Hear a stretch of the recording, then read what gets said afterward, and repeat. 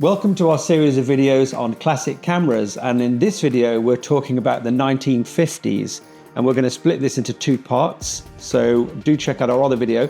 This part we're talking about British cameras because Britain was still a force in camera manufacturing in the 50s, and in the other video we're going to talk about the invasion of imported cameras. I'm with John Wade, of course, our classics camera expert, who's our regular guide to these classic cameras, and these are from your personal collection, aren't they, John? Oh, they are indeed, Nigel. They are indeed, yes. So where do we start? Well, we start really with the fact that World War II ended in 1945, and soon after that, the Board of Trade imposed restrictions on importing luxury goods from abroad, right. And that, of course, included cameras. Now, there would have been still a lot of cameras around that people had since before the war, obviously, and some snuck in. But there wasn't a big influx of like the German cameras that were around. I guess there's nothing stopping anyone going to those countries and bringing them back. I guess there wasn't. Yeah, I don't know how strict it was. You do know people who had them. But the thing is, before the war, no one in Britain had made a 35mm camera. So after the war, the race was on to try and make a 35mm camera. And the first people to do it, which we've dealt with in another video, was Reid, which I haven't brought it down with me here today. But it's the Reid Optical Company in Kent made a funny little camera which they called the Owl, and they only made 6. And they sent it out amongst their dealers to say, do you like this? And the dealers said, no, it's a load of rubbish. And they cancelled it. So that would have been the first. The first actual British 35mm camera is the Advocate. And it's usually known as the Ilford Advocate. It was actually made by a subsidiary of Ilford called KI Instruments. I think they were in Croydon.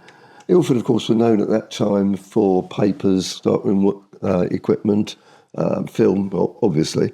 But KI Instruments made the Advocate. And it's a lovely little camera, slowly enamel. The first one's had a Dalmayer lens. This is the one's a little later with a Reid lens. And it's in my collection because anyone who's seen any previous videos will know that I'm a nut about the Reid company. Right. So I had to buy one with a Wrayflex. And it's pretty straightforward. It's a fully manual camera, obviously. Shutter releases there, very quiet, and quite an attractive little camera.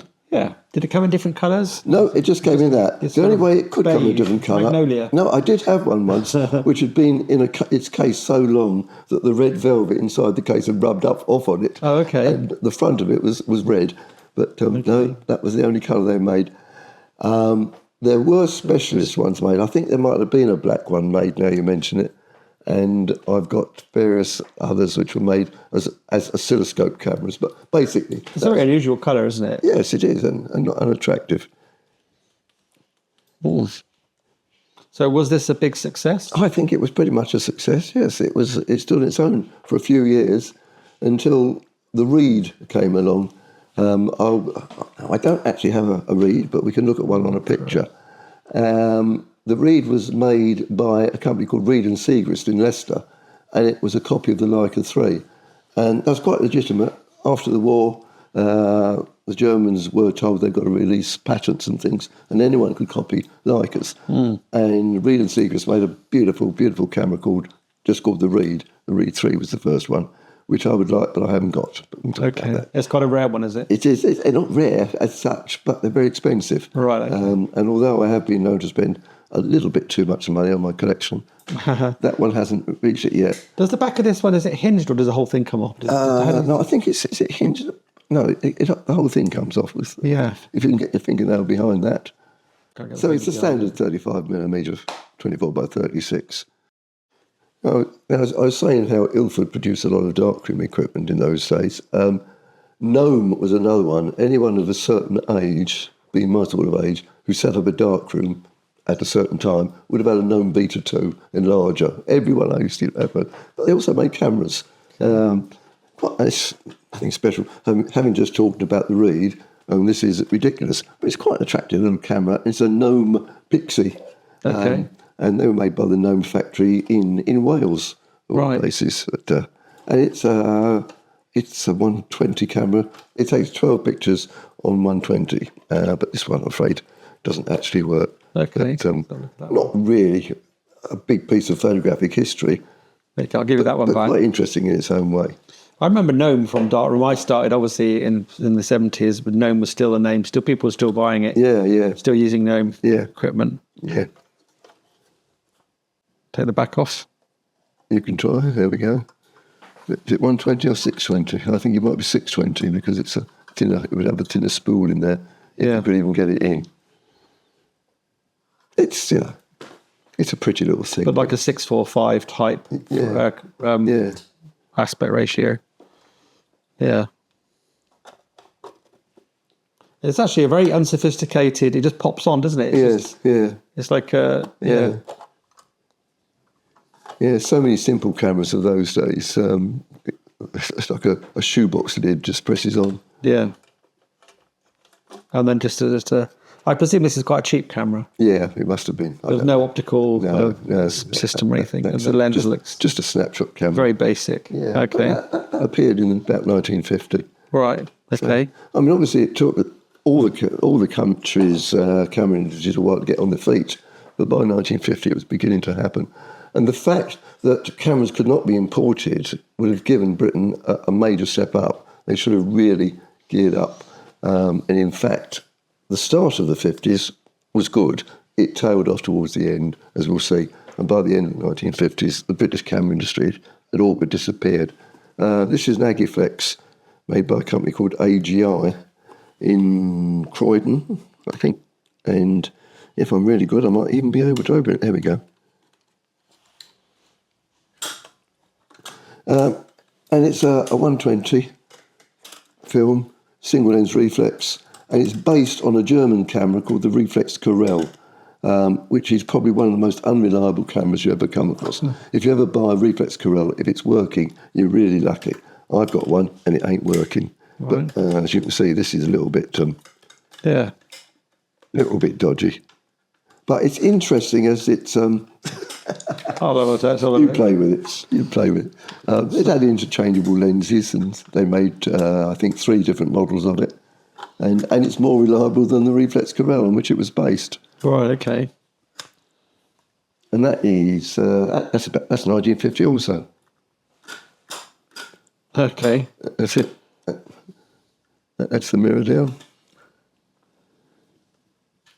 Just the wind. Yep. That's it. Okay. Okay.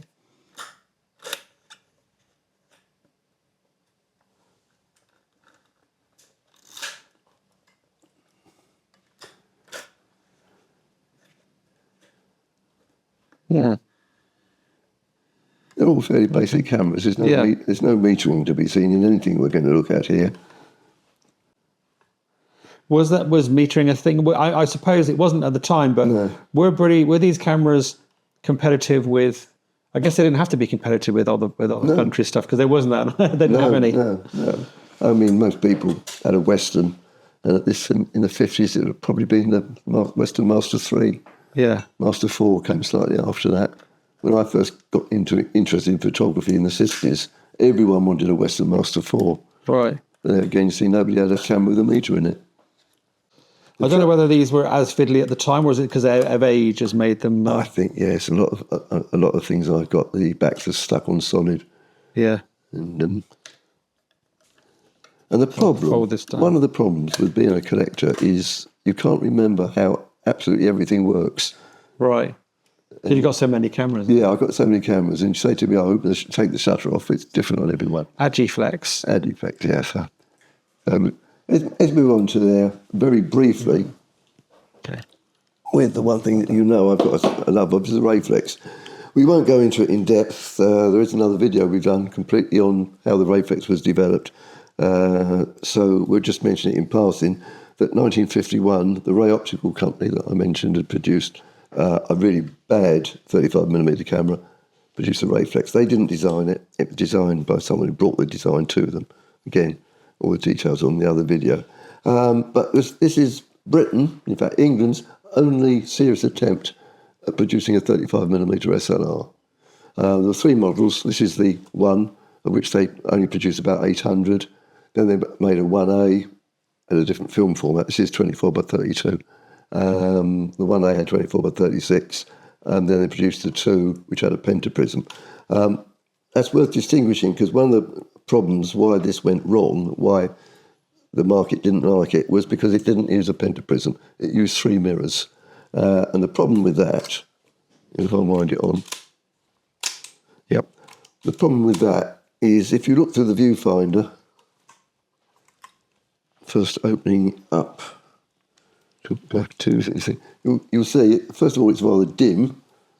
Oh, it is dim, crikey. Yeah. Secondly, everything's laterally reversed in the way it would be with a twin lens reflex. Yeah. And thirdly, if you turn it vertically, as though you're taking a portrait, everything turns upside down. Yeah. Yeah. Yeah, not ideal. So it wasn't popular. They made 800 of the one, about 1600 of the 1A, and then they made the 2, which did have a bended prism, and they released it the same year as the Nikon F arrived. So that was the end of that, and they only made about 300 of those.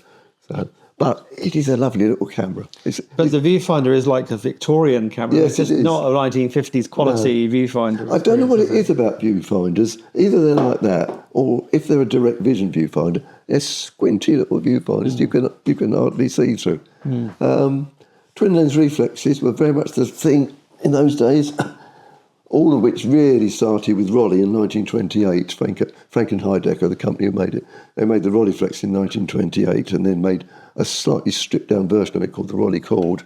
And so many cameras then were based on Wrayflexes or Rolly Cords. And this is a Microcord, which is made by MPP company. And it's a typical twin lens reflex. If anyone doesn't understand how they work, there's 2 lenses. The bottom one takes the picture, film the back obviously, and the top one reflects its image onto a ground glass screen on the top, and the 2 lenses are focused in tandem, like so. And again, very, very simple camera. Shutter speeds and apertures are set here and here. No metering, fully manual, but a lovely viewfinder. I mean, compared to what you've just looked at. Oh yeah, way better. And here it doesn't matter that it's back to front because you're not. If you do a portrait because it's square. Yes, you're not going to turn it on its side. Absolutely, absolutely. Yeah. Yeah. I mean, the twin lens reflex is a great. I mean, it was like the default that Bailey used one, didn't he? And in fact, all those sort of people of that era, the top people, that was the camera, wasn't it? Of the era, the Wrayflex, anyway. Yeah, yeah. Although Bailey was a bit later than the 50s, wasn't he? But you know what I mean? Yeah, but the quality, if you're going back, I suppose, Norman Parkinson in those days. I'm sure although he was very fond, I know he was very fond of large format, but I'm sure he used a Wrayflex. It's quite easy to focus, isn't it? Yeah. Even, for it's nice. They're nice cameras to use. Nice. Again, back in the days when I was more keen on taking pictures and using cameras rather than collecting them. None of these have got film in, have they? No, you can open up anything. Again, unlike some later cameras where you can eulogise about the mechanics and the strange ways of working, most of the cameras we're talking about here are very, very simple. Yeah. Even the prestigious ones. It's still a camera that you put a film in and you set a shutter speed and an aperture, you focus it, and that's it. Yeah. So should we go to 1952, I think we're going to, and probably one of the most popular cameras ever made. And I'm not ashamed to have it in my collection. In fact, this was my camera when I was about 11 years old. And I can even tell you that it cost £1.12 and threepence. It's amazing that, amazing you remember the price, and amazing you still got it. Yes, yeah. I was that sort of kid. Right, okay. It's a Brownie 127, of course. They made several different models. But it's quite stylish. Bakelite.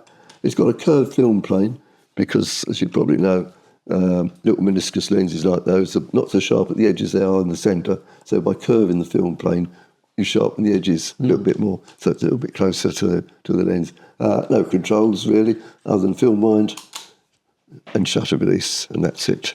And it took 127 film, on which it took 8 exposures, something like 6x4 centimetres, something like that. So even though Kodak is it's an American company, they still made this in the UK. This was made in Harrow, in the Kodak works in Harrow. So quite a lot. Let's put that together again. And we'll put that together again later, shall we? Have you got it on, you got it back to front? Glad you came today. There you go. Right, let's go into something a little bit more unusual. Now, this is a Purma Plus. Purma Plus came in about 1952, same as this. Again, they were originally made in the 30s. The Purma Special was one before that, straightforward one. Purma Plus was made later in the 50s. Ugly looking camera, but really quite important to the collector's world because it's one of the few cameras that's got a gravity shutter. Now, what that means, it's a metal focal plane shutter, and one of the blinds has got a weight on it. So the result of that is that if I hold it that way, the shutter will just find its way across quite easily. If I hold it that way, the weight on the shutter makes it come faster. So I've got a faster shutter speed.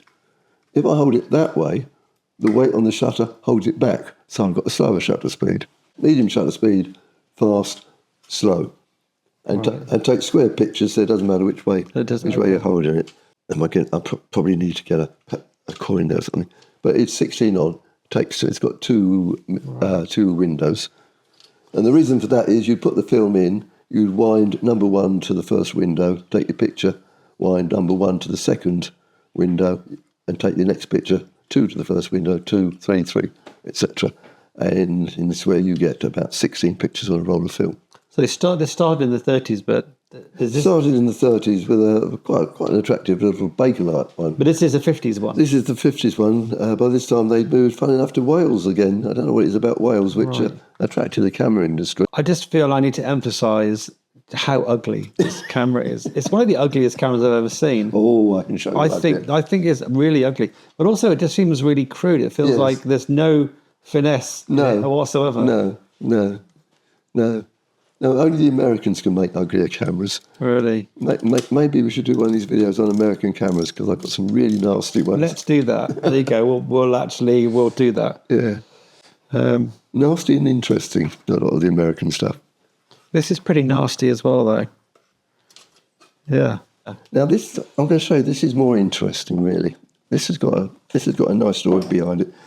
This is a Corfield Periflex, made in 1953, or released in 1953. Now, Sir Kenneth Corfield, who got his knighthood for his services to British industry, designed this. And we come back to the fact that you couldn't import Leicas into the country at this time. So his original intention was literally to build a camera body with a shutter in it, with an L39 screw mount onto which you could put your Leica lenses. People had got Leica lenses left over from pre-war, and it would give them a second body. That was his original intention. Having done that and got so far, he thought, and I know the story because he told me the story himself. Okay. So having done that, he thought, well, it might not be a bad idea to put a lens on it. So there was an optical company in Warsaw, I think it was, that he was quite friendly with. And he went off and said, can you design us a lens? And they designed a lens. In Walsall? Yeah. Right. So the lens went on the front. At which point they thought, we haven't got a viewfinder properly. We've got an eye-level viewfinder here, but it'd be nice to have a reflex viewfinder. By which time, of course, they tooled up for the body and there was no room to put in a mirror, anything like that. So they put in like an upside-down periscope, which is here. And when you press this down, what it actually does is pushes a little mirror down. In fact, you can see it go. If I take the lens off,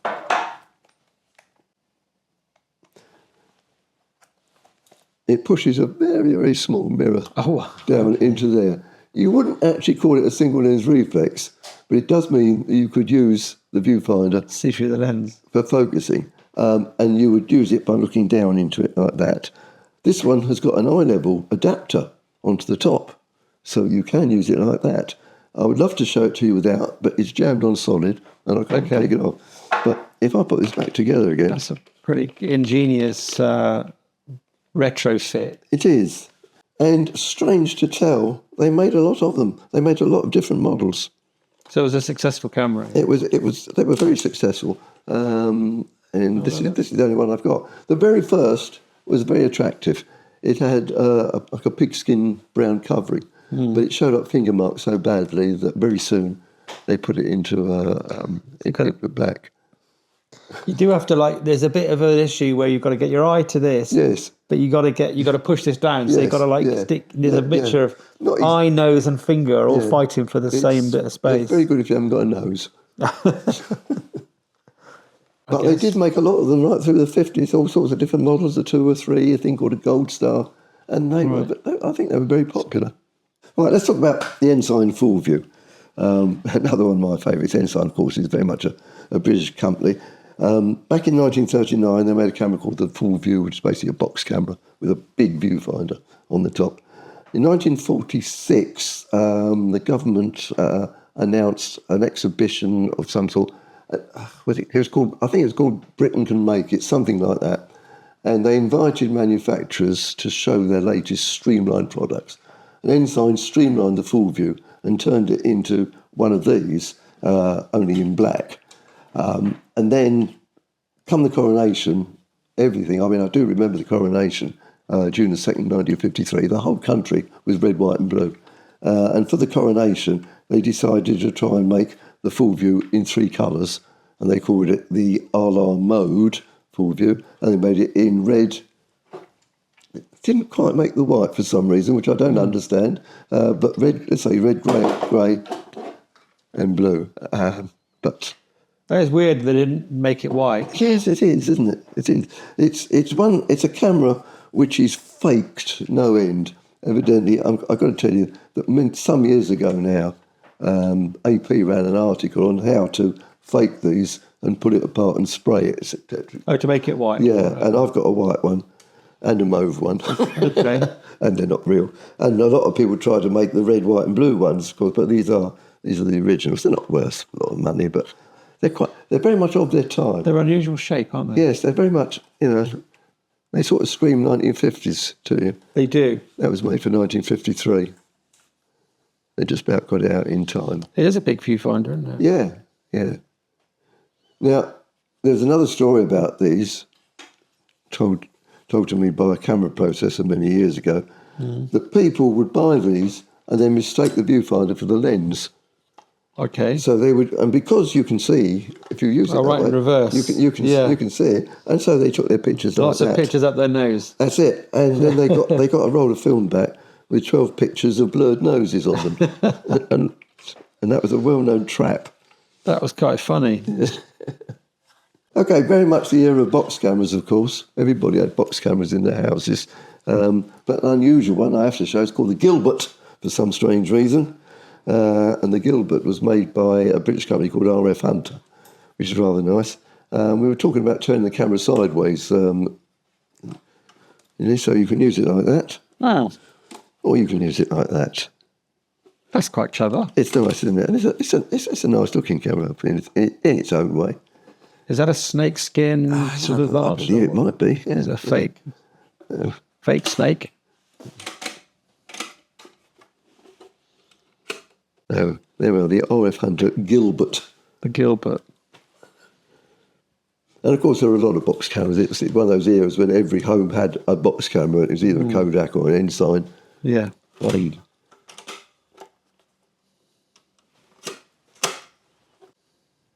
Okay. And of course, box cameras, I say everyone had a box camera, but they got nicer and nicer. I won't say better and better. But I mean, this, which was a Kodak again made in this country, it's called the Brownie Flash 4, because you could attach its own flash gun to it. And that's, again, it's a bog standard box camera. Doesn't do anything that older box cameras wouldn't, except it's got perhaps a nicer viewfinder like that. But it's the livery in which it's made that makes it attractive. It lives up to its name of a brownie by being brown as well. Yes, yes. Yeah.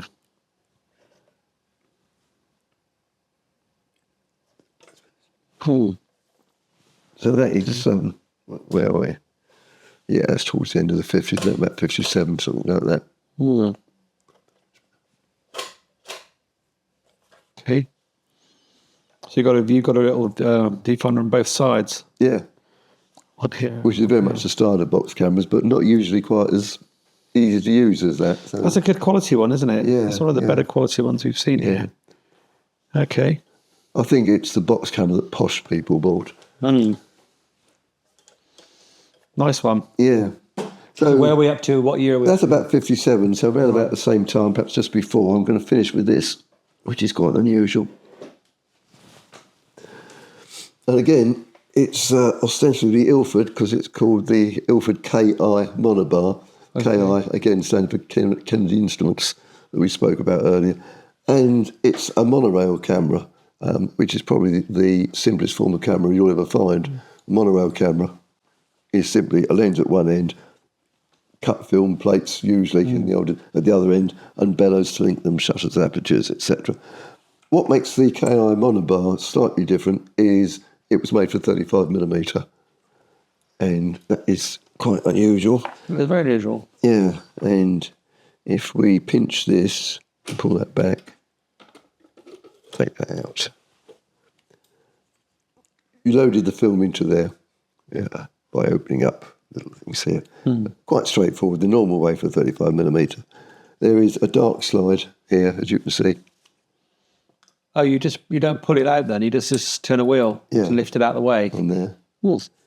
And so while that's out, while you're loading the film, this part of it will slide forward, and in there is both a magnifier and a focusing screen. So you focus in the normal way, then you pull that back. You've now loaded your film, which you drop in there, and push that forward onto it. Open up the dark side, as we did just now, and you're ready to shoot. Well, okay. And it's basically got the normal shutter with that speed and apertures around the lens. I mean, that bit and that bit is standard 35mm. So were monorails a thing back in the 50s? Were they common? I think they were for technical photography more than anything, but they were usually made for 5x4 or a roll film back. Yeah. Very, very. You won't see anything obviously without until you take the film out. I'll leave it. And you won't take the film out without pulling that back. Unusual for 35mm. Yeah. I have got another monorail camera which has a 35mm back, but that was specifically made for 35mm. There were two models. That one is called, is that the U or the F? There's two models. The other one has got a lot more movements on it. I was going to ask that question, actually. Does it have any technical movement? Yes. It doesn't, no? No, not this one doesn't. There is one for sale at the moment, the better one. I'm just wondering if I can afford to trade it in. So they did one with like rising front and stuff. Yeah. And that was it. That one and the model with various other movements on it, and that was it. Yeah, it's interesting why someone would make a 35mm. One of these. Yeah, I suppose there's a lot of people trying all sorts of things then. Yeah. I mean, that takes us up to 57-ish, something like that, but that might be a little bit earlier, mid-50s. And so, that brings us towards the end of the 50s. So around about this time, I'm not sure exactly what the date was, but the Border Trade restrictions were lifted and cameras from overseas came into the country.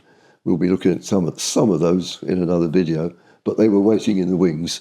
Well, I presume they were significantly better than what the UK was doing. Yes. And that's what killed the UK market, am I right? I mean, the perfect example is what I said earlier about the Wrayflex 2, which could have been quite a nice camera, but if you launch it the same year as Nikon comes in with a Nikon S, which did the job much better and cheaper.